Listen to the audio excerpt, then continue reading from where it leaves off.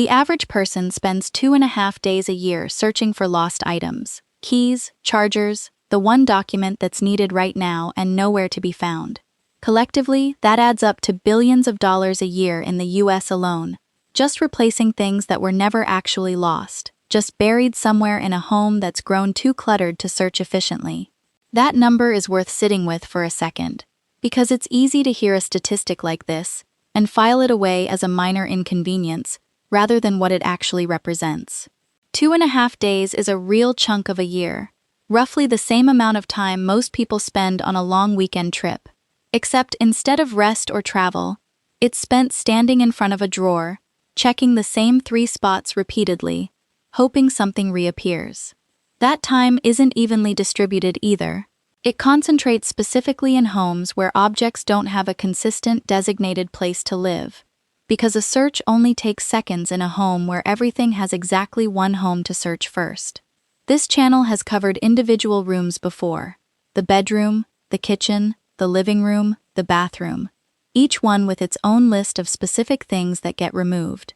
This video is different. It's not another room, it's the actual system connecting all of them, the order that makes a full house reset survivable instead of overwhelming, the realistic timeline nobody talks about, and the single habit that determines whether a reset home stays reset or slides right back to where it started within a few months.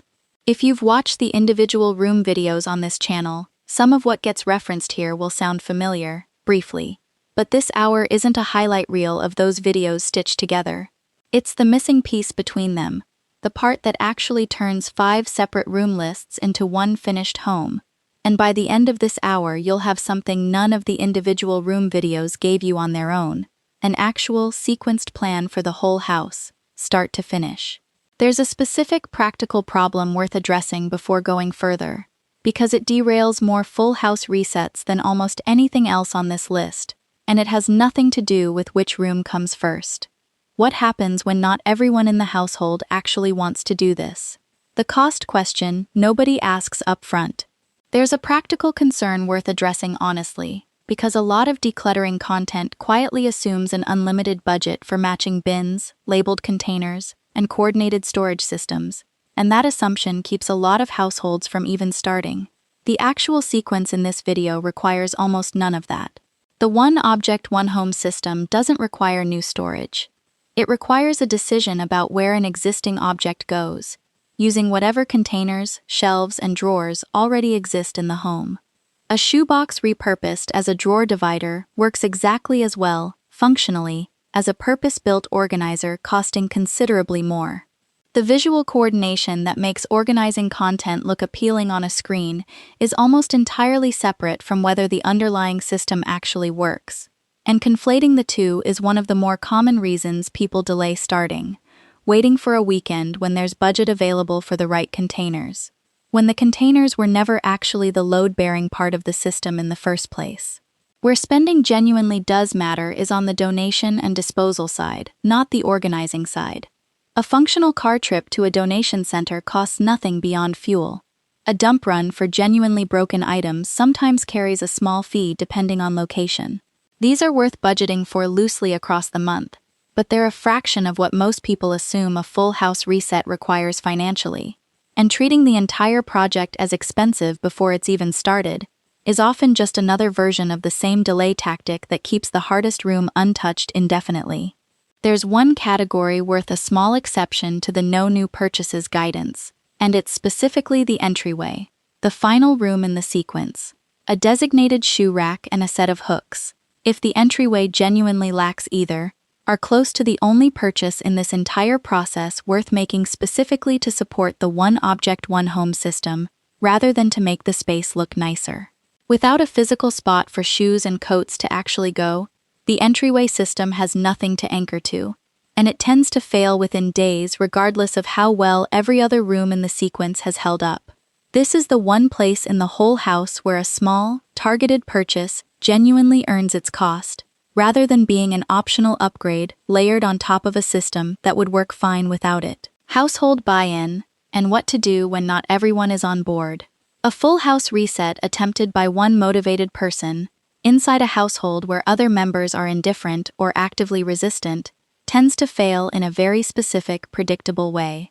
The motivated person declutters their own things quickly, then either quietly resents having to negotiate every shared decision, or oversteps into someone else's belongings and creates real conflict that has nothing to do with clutter and everything to do with autonomy and trust. The sequence in this video actually helps with this problem too, not just decision fatigue.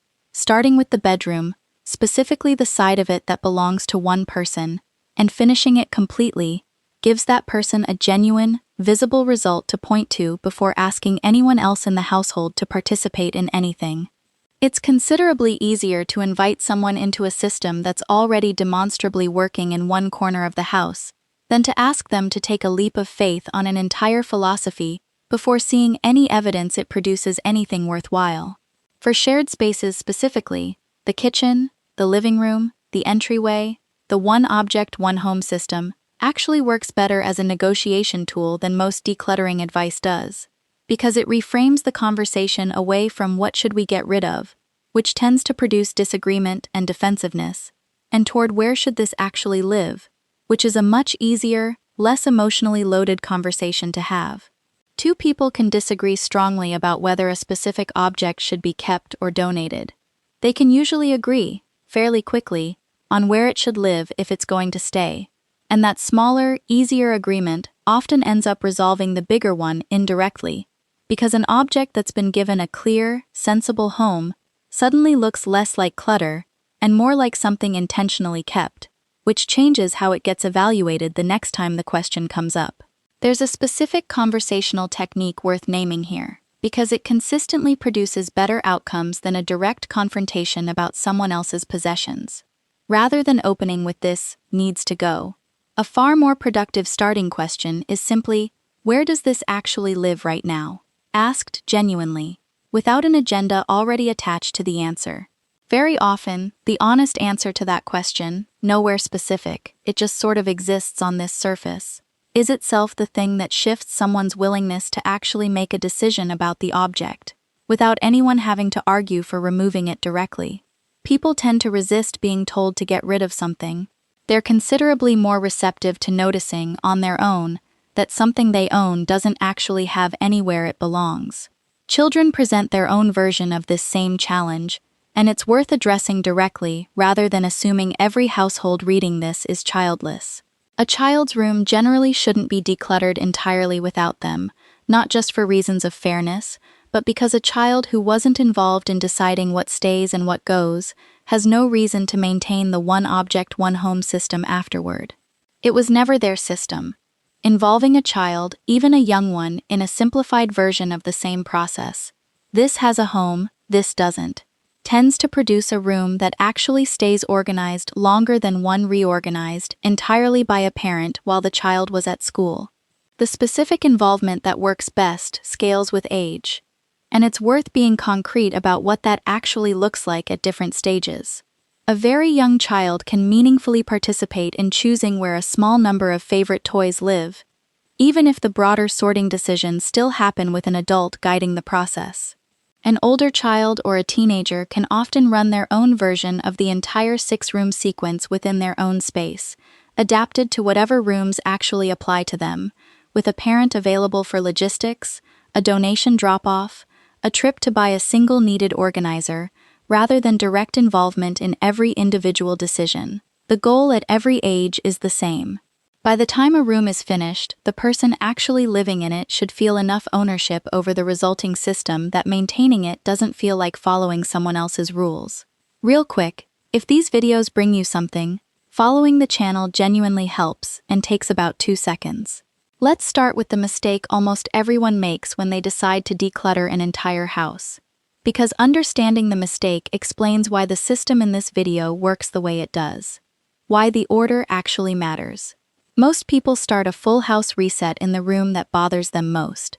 Usually that's the room with the most visible chaos, an overflowing closet, a garage nobody can park in, a home office buried under paper. It feels like the logical place to start, because it's the room causing the most daily frustration. It's also, almost always, the wrong room to start in, and there's a real psychological reason why. Decision fatigue is a well-documented phenomenon. Every decision made in a day draws from the same limited mental resource, and that resource depletes as the day goes on, regardless of how important any individual decision actually is. Decluttering is, at its core, hundreds of small decisions in a row: keep, donate, discard, repeated over and over across every drawer and shelf. Starting in the hardest, most decision-dense room burns through that limited resource almost immediately, which is exactly why so many full house decluttering attempts stall out after a single exhausting weekend in the worst room, with the rest of the house never touched at all.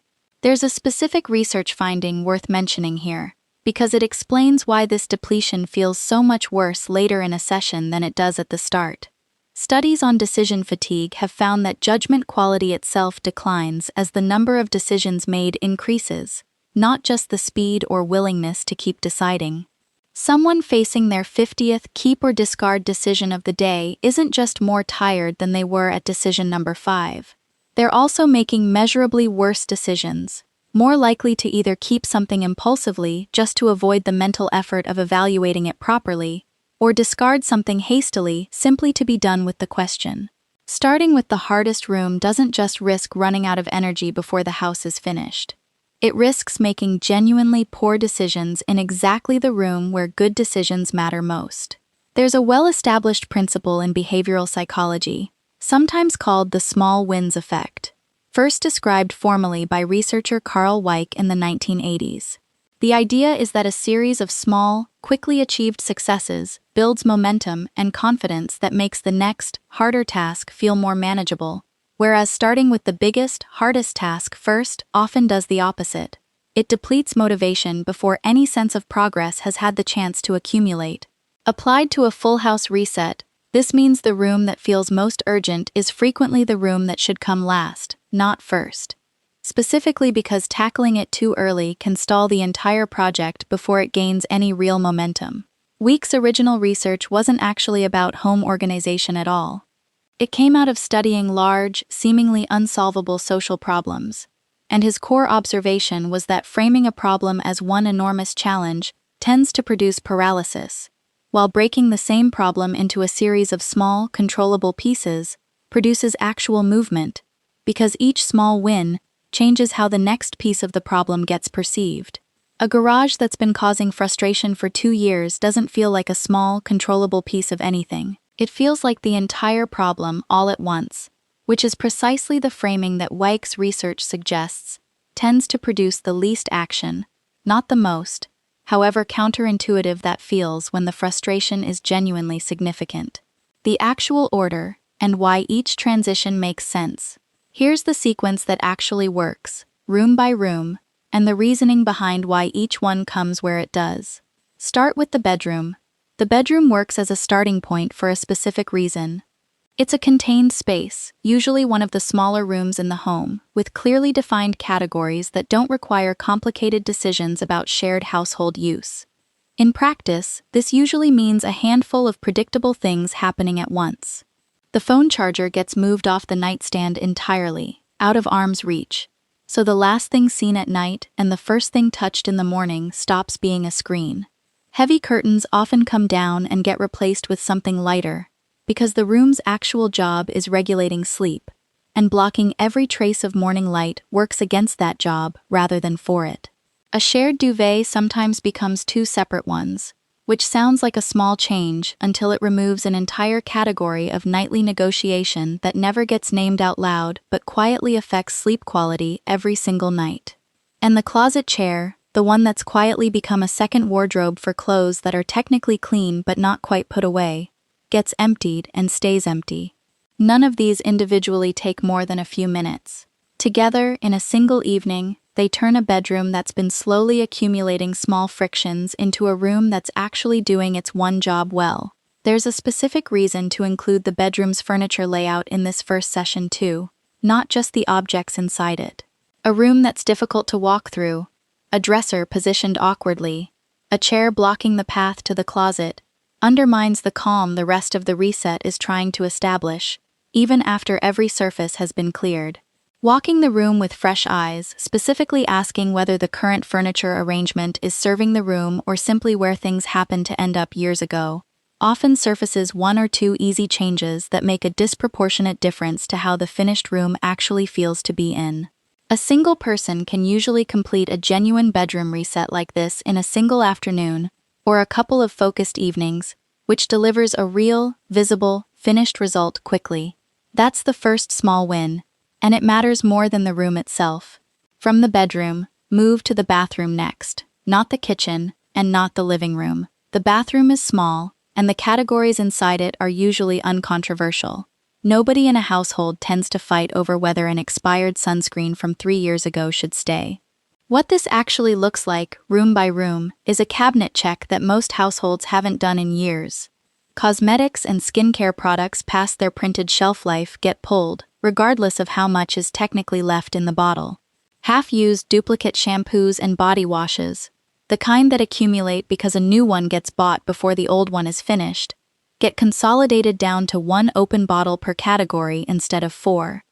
A drawer of cheap disposable razors, replaced weekly and thrown away, often gets swapped for 1 durable razor that will outlast all of them combined.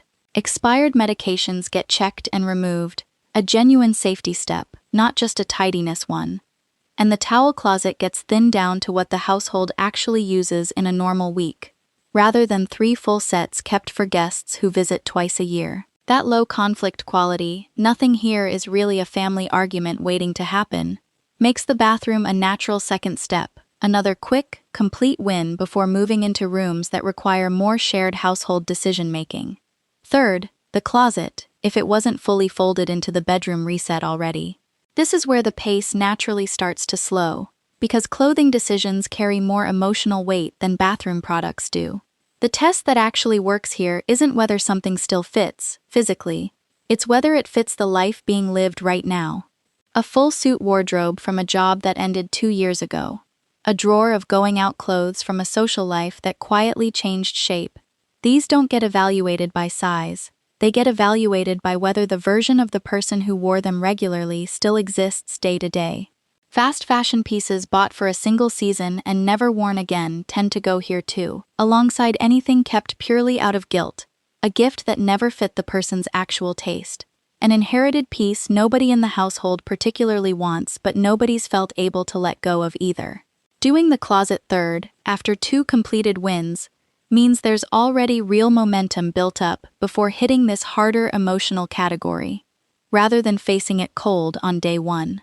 Fourth, the kitchen. This is a bigger, more complex room, with more categories, more shared household decisions, and more genuinely useful items mixed in among the clutter, which makes it harder to move through quickly. By this stage of the sequence, the same underlying test gets applied to a much wider range of objects at once. The mug collection that's grown to 15 or 20 over the years gets thinned down to what actually gets used weekly. The spice rack, often holding jars that expired years ago and lost their potency long before that, gets checked properly for the first time in memory.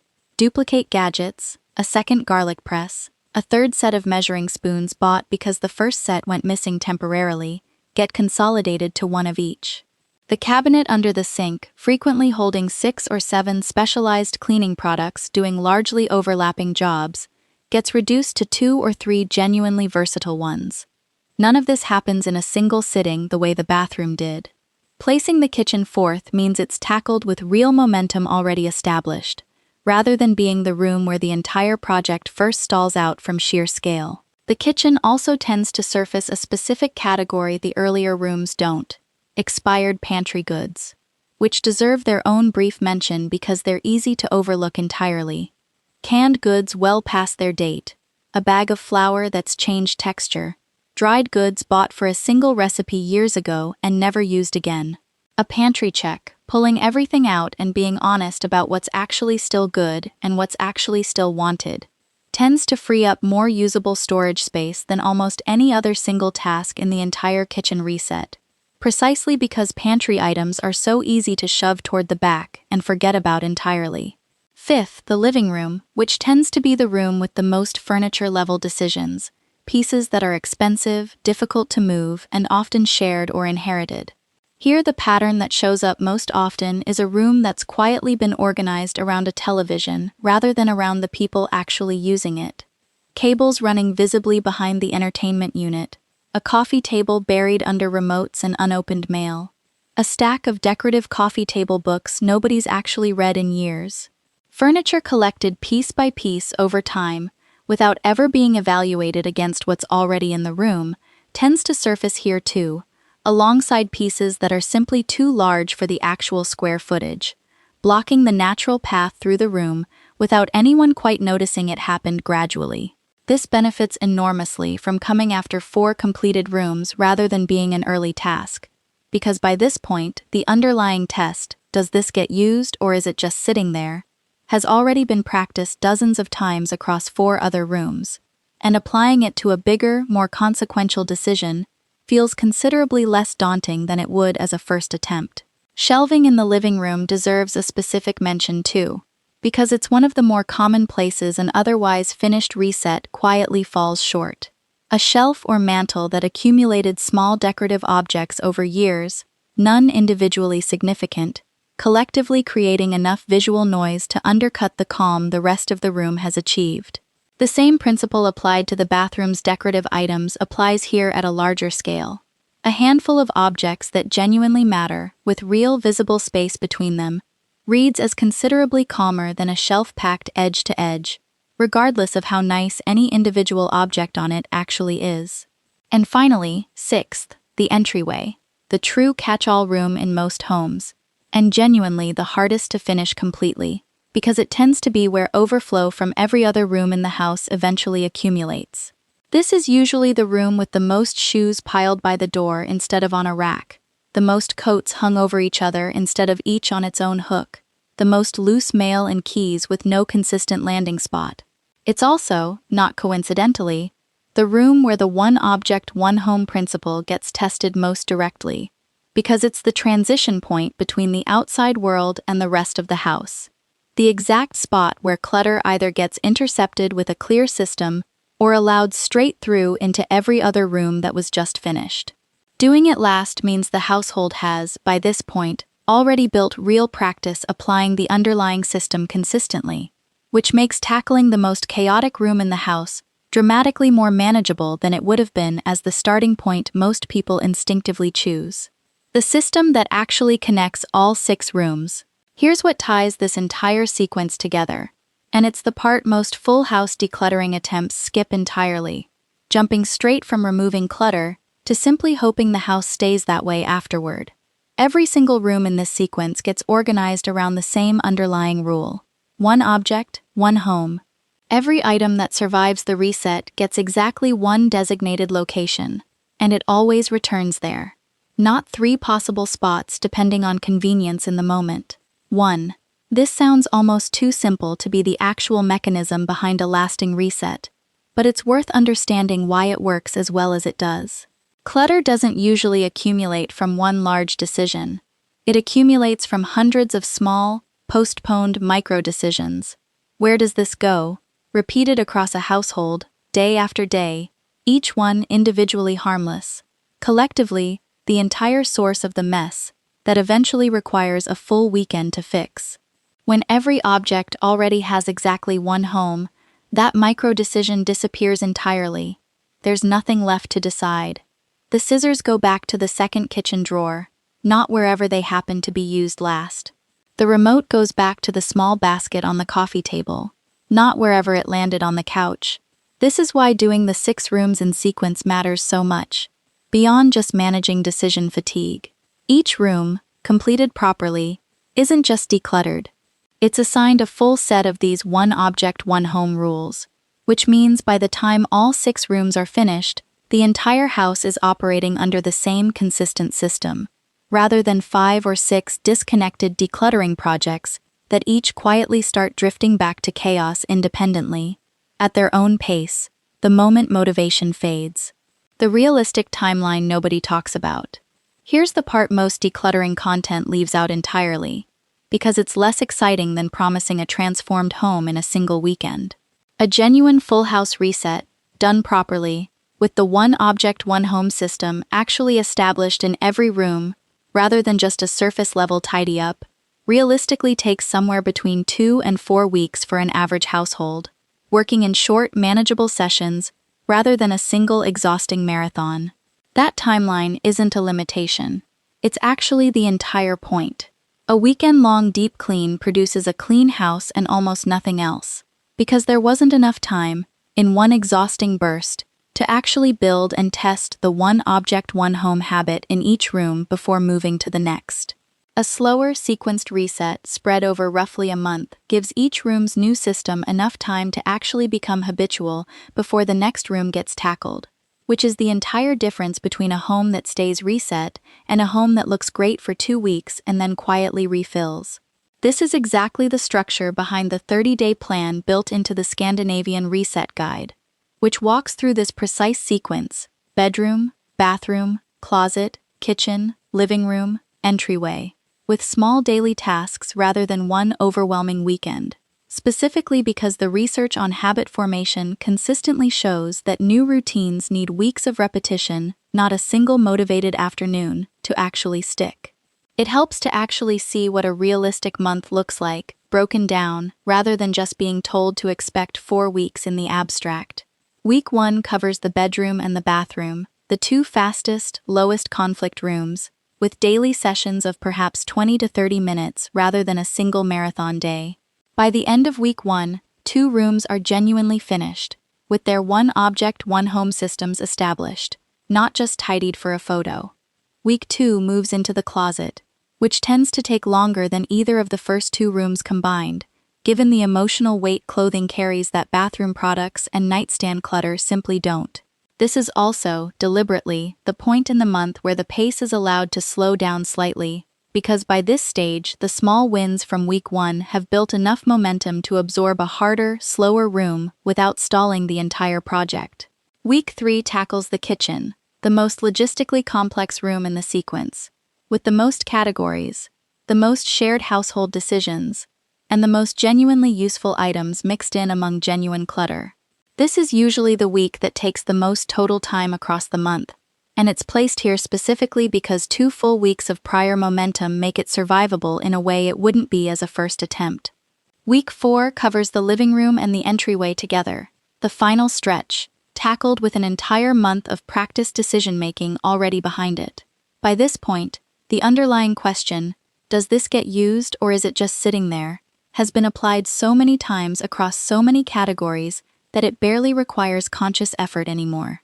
It's simply become how objects get evaluated in that household, which is really the actual goal of the entire 4-week structure. Not just a clean house at the end of it, but a genuinely different, largely automatic relationship with acquiring and keeping things. None of this needs to happen on a rigid, inflexible calendar. A household that needs 6 weeks instead of 4 hasn't failed the system. The point of breaking it into weekly stages isn't to hit an exact deadline. It's to prevent the far more common failure mode, attempting the entire house in a single, overwhelming weekend, running out of energy by the second room, and never returning to finish the rest. Quick break, this is the ad part. This video gives you the why, the order, and the system. What it can't give you, in an hour of narration, is the actual day-by-day plan you can follow along with, room by room, at the pace this video just described. That's what the Scandinavian Reset's 30-day plan is built for specifically. It's a real guide, worksheets and all, not another video to watch. Links in the pinned comment, or you can find it directly at www.scandinaviansecrets.shop. Back to the video. Sentimental items and why they need their own separate rule.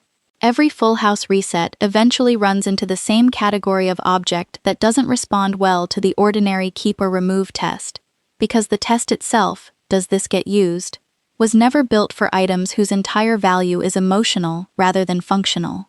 A childhood drawing, a deceased relative's watch, never worn, sitting in a drawer for a decade, a ticket stub from a specific night that mattered. None of these get used in any practical sense, and applying the same standard used on a kitchen gadget or a bathroom bottle to this category produces bad outcomes, either genuine grief over something discarded too quickly, or a house that never actually gets reset, because every difficult decision gets deferred indefinitely under the umbrella of sentimental value. The Swedish tradition of dostädning, death cleaning, covered in an earlier video on this channel, actually has a specific, well-developed answer to this exact problem, worth revisiting here because it applies directly to the sentimental category in a full house reset. The core idea, credited to the Swedish artist Margareta Magnusson, is that sentimental items deserve to be handled last, deliberately, and separately from the rest of the process, not first and not mixed in with everyday decluttering decisions. Her reasoning was specific. Sentimental items require a different, slower kind of attention, and rushing through them alongside ordinary household clutter either produces decisions later regretted or stalls the entire process while every other room waits on a handful of emotionally loaded objects that were never going to be resolved quickly. Applied to the sequence in this video, that means sentimental items don't get sorted room by room, mixed in with the bedroom, the closet, the kitchen. They get pulled aside into their own dedicated category the moment they're encountered, set into a single, contained space, a specific box or shelf, and revisited as their own separate project, ideally after the 6 functional rooms are already finished. By that point, the bulk of the house is done. The one object, one home system is already operating everywhere else, and there's genuine mental space available to actually sit with sentimental decisions properly, rather than rushing through them under the time pressure of an unfinished kitchen still waiting in the next room. There's a specific practical technique worth mentioning here too, because it solves the most common sentimental item problem directly. A memory box, one single size-limited container per person, for the small physical objects that genuinely matter enough to keep permanently. Not a room, not an entire closet. One box, with a real, finite size. When the box is full, adding something new means genuinely deciding that it matters more than something already inside, which forces an honest ranking of what actually deserves permanent physical space, rather than allowing sentimental clutter to simply expand indefinitely under the assumption that everything meaningful automatically deserves unlimited storage. There's an important distinction worth drawing between this memory box and the ordinary one object, one home rule that governs everything else in this sequence, because on the surface they sound similar and they're actually doing different jobs. The one object, one home rule is about function. A specific object has a specific, practical location it returns to after use. The memory box isn't functional in that sense at all. Nothing inside it gets used day to day. Its entire purpose is preservation, not utility, which is exactly why it needs its own separate rule, rather than being folded into the same system governing kitchen tools and bathroom products. Treating a childhood keepsake by the same functional standard applied to a spice jar, does this get used regularly, would fail the object every single time, because that was never the right question to ask about it in the first place. Photographs deserve their own specific mention, because they've become one of the largest sources of sentimental clutter in the smartphone era, just in a form that doesn't take up physical shelf space, which makes it easy to ignore entirely during a home reset. Thousands of nearly identical photos, duplicates, blurry attempts, screenshots nobody will ever look at again, accumulate in the background while a household focuses entirely on physical objects. The same one object, one home logic doesn't translate directly to digital photos, but a related principle does. A curated, edited photo collection that someone will actually look through again is worth more than an unsorted archive of 30,000 images nobody has the patience to scroll through, which functionally makes the meaningful photos just as buried and inaccessible as if they'd never been taken at all.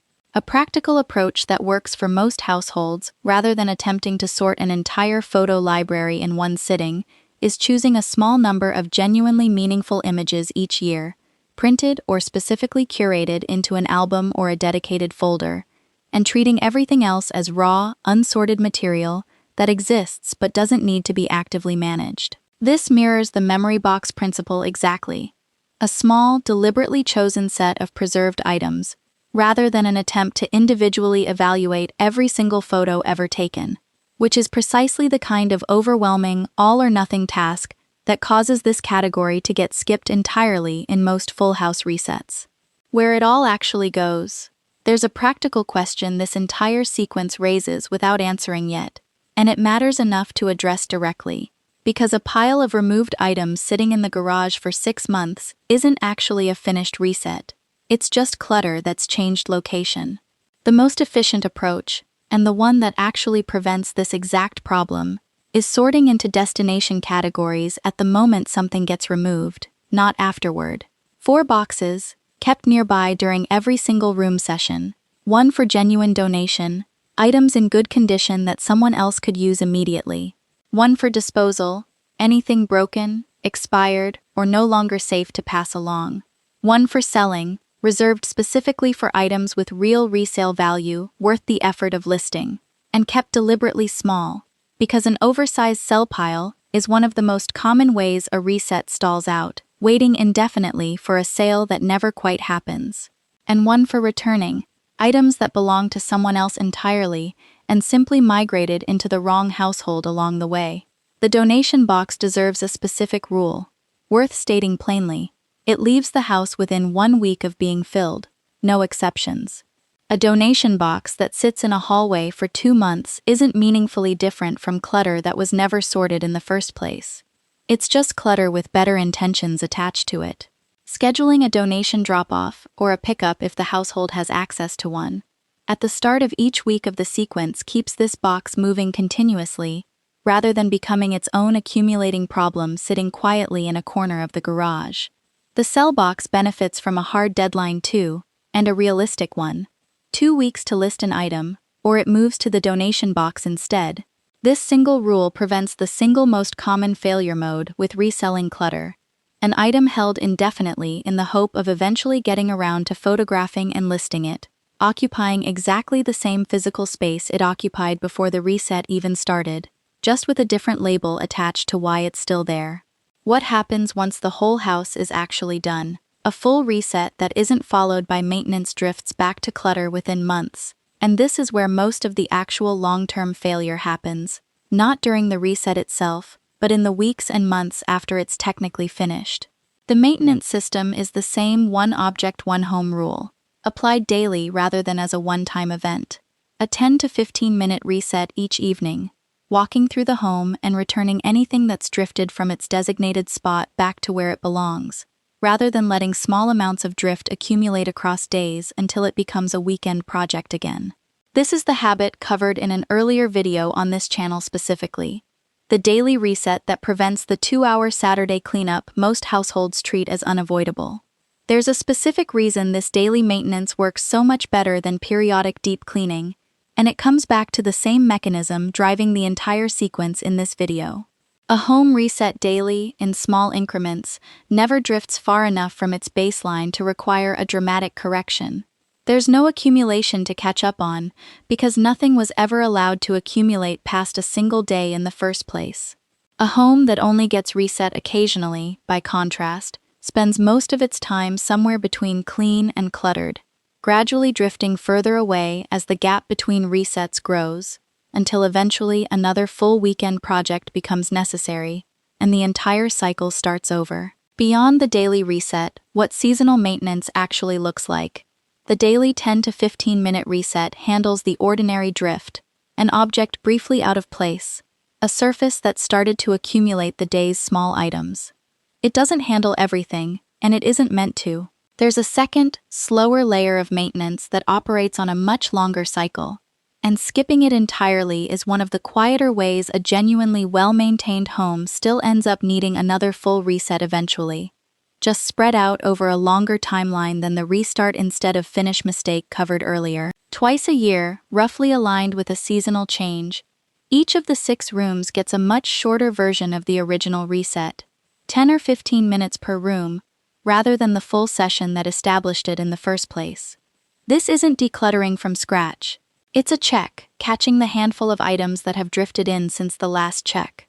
A gift that arrived and never found a home, a piece of clothing bought since the closet was last reviewed, a kitchen gadget that seemed useful in the moment and has sat unused since. Cosmetics and medications get their expiration check here specifically, the same category covered during the original bathroom reset. since products expire on their own timeline regardless of when the house was last organized. The reason this seasonal layer matters, separate from the daily reset, comes down to a category of clutter that daily maintenance simply can't catch. Daily resets handle drift, objects moving out of their assigned home. They don't handle accumulation, new objects entering the house that haven't been assigned a home yet at all. A birthday gift, a work event freebie, an impulse purchase that seemed reasonable at the time, none of these violate the daily reset because they're new, not out of place. Left unchecked, this kind of slow accumulation can rebuild real clutter over a year or two, even in a household that's diligently maintaining its daily reset the entire time, which is exactly why the twice-yearly check exists as its own separate layer, not a redundant version of the daily habit. There's a natural rhythm to when these two seasonal checks tend to land well, tied to actual seasonal transitions, rather than an arbitrary calendar date. A spring check, timed around the shift from heavy winter clothing back to lighter layers, naturally surfaces the closet for review anyway, since winter coats and summer clothes are being swapped in storage regardless. Folding the broader household check into that same moment, rather than treating it as a separate task requiring its own dedicated motivation, makes it considerably more likely to actually happen. The same logic applies to a fall check, timed around the reverse transition, when heavier clothing comes back out and the reset instinct is already active for at least one category in the home. This seasonal layer is also where the sentimental items box and the digital photo situation, both covered earlier, get their own periodic review, rather than being treated as a one-time task completed during the original reset and never revisited. A memory box that was appropriately sized a year ago may need reevaluating as new sentimental items genuinely earn their place inside it, which means something already in the box has to be reconsidered to make room. The same honest ranking exercise described earlier, just repeated on an annual cycle rather than treated as a single permanent decision made once and never revisited again. The mistakes that derail a full reset. A few honest warnings before we close, because there's a specific, predictable way full house decluttering attempts tend to fail, and it's worth naming clearly rather than assuming this time will be different by default. The first mistake is restarting instead of finishing. Someone declutters the bedroom, feels the initial motivation fade before reaching the bathroom, and a few months later declutters the bedroom again, having never actually moved on to room 2. The bedroom gets reset repeatedly while the rest of the house never gets touched at all. The sequence in this video only works if each room genuinely gets completed and then left alone, moving forward to the next one, rather than returning to the same satisfying, already familiar room every time motivation reappears. There's a specific reason this particular mistake is so common, worth understanding, rather than just naming. The first room in any sequence is always the most rewarding to redo, because it's already familiar, the decisions have already been made once before, and doing it again produces a fast, satisfying result with very little of the harder decision-making the later rooms require. It's essentially seeking out the easiest possible win, repeatedly, instead of tolerating the discomfort of moving into genuinely new, harder territory. Recognizing this pattern in yourself, the pull back toward the room you've already finished rather than forward into the room you haven't started, is often the single most useful piece of self-awareness in this entire process. The second mistake is treating the reset as a single event rather than a system with an ongoing maintenance phase built in. A household that completes all 6 rooms and then stops thinking about the one object, one home rule entirely will watch the house drift back toward its original state within a few months. Not because the reset failed, but because the reset was only ever half the actual project. The daily maintenance habit is not optional additional credit. It's the second half of the same system, and skipping it undoes the first half slowly, then all at once. There's a specific timeline worth naming here too, because it's more discouraging than most people expect. A house that skips maintenance entirely doesn't stay reset for a full year and then suddenly collapse. It starts drifting within the first 2 to 3 weeks, quietly, in ways that don't feel significant day to day, until 3 or 4 months in, the accumulated small drifts have added up to something that genuinely does look like the house never went through a reset in the first place. The third mistake is aiming for a level of minimalism that isn't actually sustainable for the household living there. This entire sequence is not about owning nothing. It's about every object having a place and a reason to be there. A household with young children, multiple hobbies, or simply more people generating more daily objects will end up with a home that looks different from a single person's minimalist apartment, and that's not a failure of the system. It's the system correctly applied to a different set of actual daily needs. The test was never how little do you own. It's whether everything you do own has a designated home and a genuine reason to be there. Households that import an unrealistic minimalist standard from social media, rather than calibrating the sequence to their own actual life, tend to experience the exact overcorrection and collapse pattern described earlier in this video, an initially impressive result that proves impossible to actually live inside long-term. There's a fourth mistake worth adding here, one that shows up specifically in households trying to move faster than the system actually allows. Skipping the sentimental items category entirely, either by rushing through it alongside everyday decluttering, which tends to produce regret, or by avoiding it altogether, leaving an entire box or closet of unprocessed sentimental items sitting untouched indefinitely. Technically part of the house but functionally excluded from the reset. A genuinely complete reset eventually has to address this category too, even if it happens weeks after the 6 functional rooms are finished, because a house with one entirely unprocessed room or closet isn't actually finished, regardless of how organized everything else has become.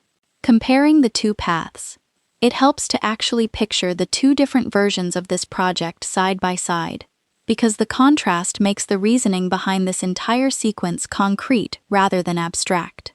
The common version starts on a Saturday morning with real enthusiasm. The garage, or the home office, or whatever room has been causing the most visible frustration gets tackled first, because it's the room everyone's been complaining about. 6 hours in, it's half finished, genuinely improved but still visibly messy, and the energy that started the morning is completely gone.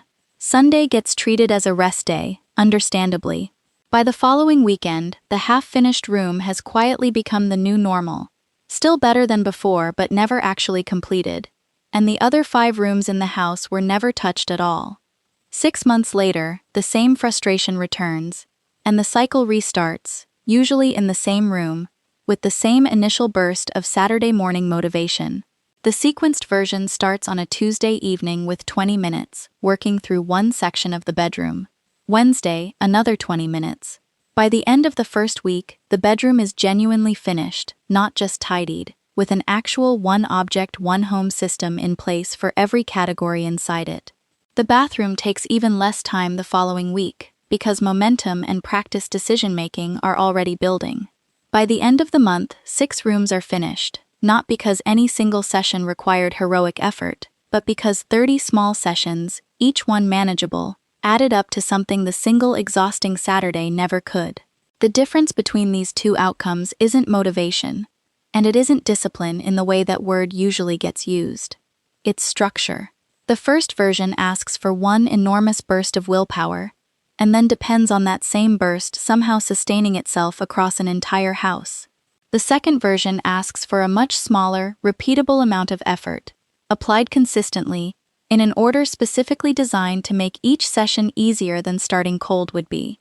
One approach is betting everything on motivation lasting.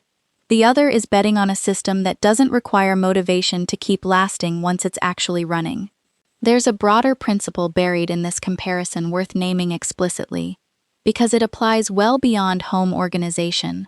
Almost any large, difficult project, not just a house, tends to fail for the same structural reason a rushed weekend declutter fails.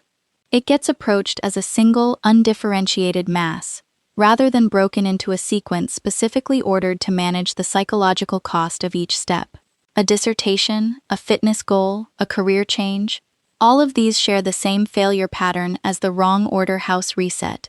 An enormous first push followed by exhaustion and abandonment, versus a sequence of smaller, ordered steps that each make the next one slightly easier than it would have been cold.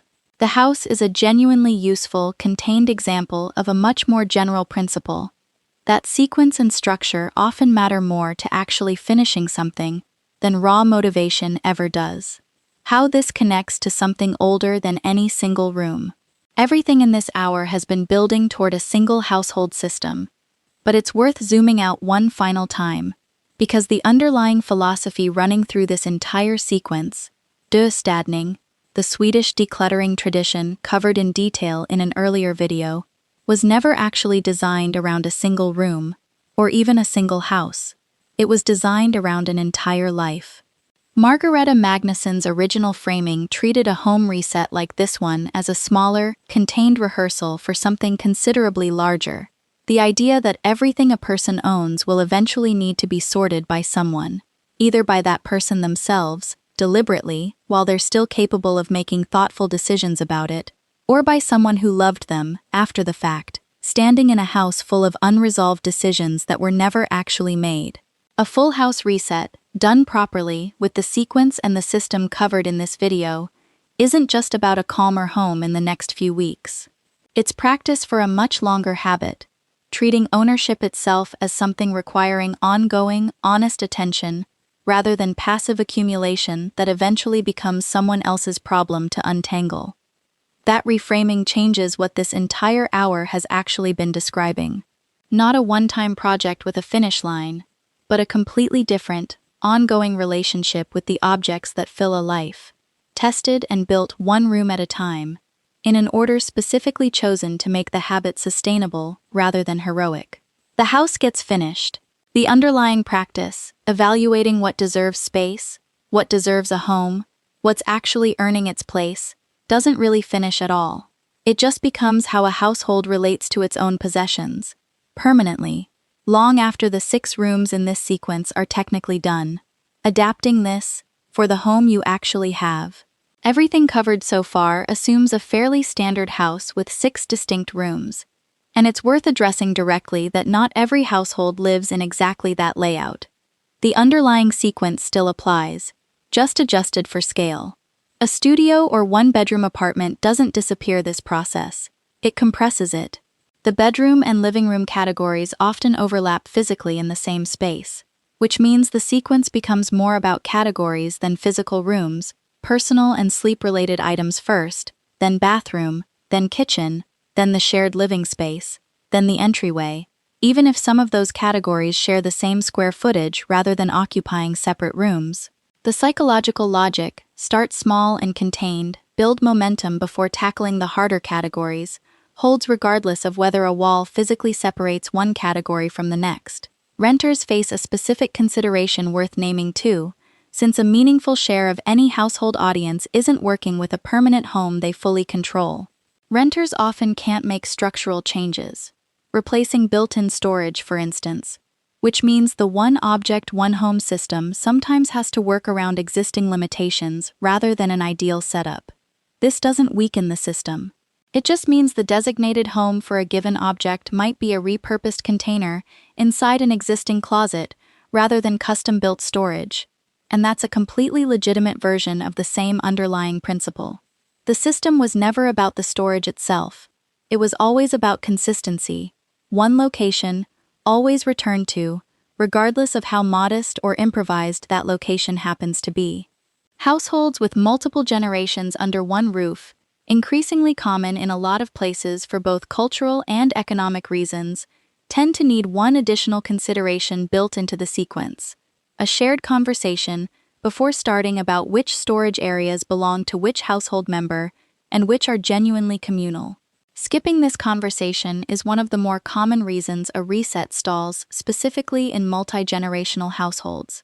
Not because the system doesn't work, but because ownership of specific spaces was never actually clarified before someone started making decisions about objects that weren't entirely theirs to decide on alone. This matters more in a multi-generational context than it might in a simpler household, because the sentimental item category covered earlier tends to be considerably larger and more emotionally loaded when it includes possessions accumulated across an entire extended family's history rather than a single generation's.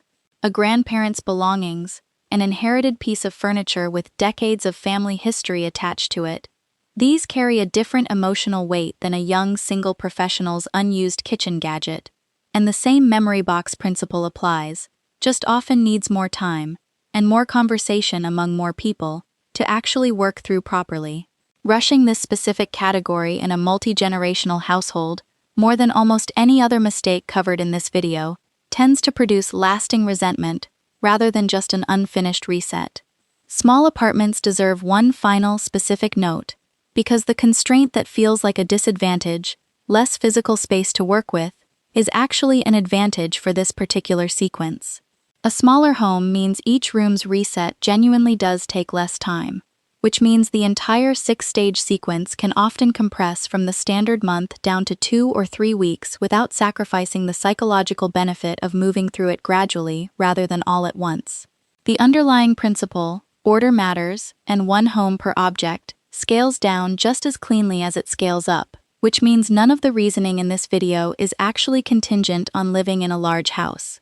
It applies just as directly to 400 square feet as it does to 4,000. A larger house with more rooms than the standard 6 covered in this sequence simply extends the same logic further. A home office, a guest room, a garage, each gets slotted into the sequence based on the same criteria used to order the original 6. How contained is the room? How emotionally loaded are the decisions inside it? How much does it depend on other rooms being finished first? A garage, frequently the most chaotic space in a larger home, almost always belongs near the end of the sequence. For exactly the same reason the entryway comes last in the standard version. It's the room every other room's overflow eventually lands in, and tackling it early means tackling a moving target that keeps refilling from rooms that haven't been addressed yet. The role of enough. There's a word that's come up across several videos on this channel, Lagom, the idea of just the right amount, and it's worth returning to here, because it answers a question this entire sequence raises, without directly naming, how do you know when a room, or an entire house, is actually finished? The test isn't a specific number of possessions, and it was never meant to be. A capsule wardrobe with an exact item count, a minimalist challenge with a specific box quota. These external numeric targets can be useful starting exercises, but they're not what Lagom actually describes. Lagom describes a felt sense of sufficiency, arrived at honestly, specific to the actual life being lived in that specific home. Two households, identical in size, doing identical work, can reasonably end up with meaningfully different amounts of stuff at the end of this exact same sequence, and both can be equally finished, equally successful, provided the underlying test, does this get used, and does it have a home, was applied honestly throughout. This matters because a full house reset pursued as a competition against some external standard, whoever owns the least wins, tends to produce a home that looks impressive briefly, and then fails to actually function for the people living in it, which eventually produces a backlash where everything creeps back in at once, overcorrecting from an unsustainable minimum back toward genuine clutter, because the original target was never actually calibrated to real daily needs in the first place. The version of this sequence that actually lasts isn't the one that ends with the fewest possessions. It's the one that ends with every possession justified, used, and given a home, however many or few that honest accounting turns out to require. So here's the complete system, stated plainly, one more time. Start with the bedroom, then the bathroom, then the closet, then the kitchen, then the living room, then the entryway, in that order. Because the sequence itself manages decision fatigue and builds momentum the way starting with the hardest room never does. Give every surviving object exactly one home, so the daily micro-decisions that actually cause clutter simply stop existing. Expect 2 to 4 weeks, not one weekend, because the system needs to become habit before it can hold on its own, and maintain it daily in small increments rather than waiting for the next big collapse to justify another exhausting reset. That's the difference between a house that gets cleaned once and a house that actually stays reset, not more effort, a better order, and a system that outlasts the motivation that started it. There's a final thought worth sitting with, because it reframes everything covered across this entire hour into a single, simple idea. Every mistake described in this video, restarting the same easy room, skipping maintenance, chasing an unsustainable minimalist standard, rushing the sentimental category, shares one root cause. Treating this as a project with a finish line rather than a system with an ongoing relationship to maintain, a project ends, a system continues, quietly, in the background, for as long as the household keeps applying it. The 6 rooms in this sequence do eventually get finished, in the narrow sense that the initial reset is complete. But the actual practice, does this get used? Does it have a home? Is this worth the space it's taking up? Never really finishes at all, and that's not a flaw in the plan. It's the entire point of building a plan this way in the first place. If this gave you a clearer picture of how to actually finish what the other videos on this channel started, following the channel means a lot. And drop your next video idea in the comments. I read every single one, and a lot of what ends up here starts right there. Och som alltid, vi ses nästa gång.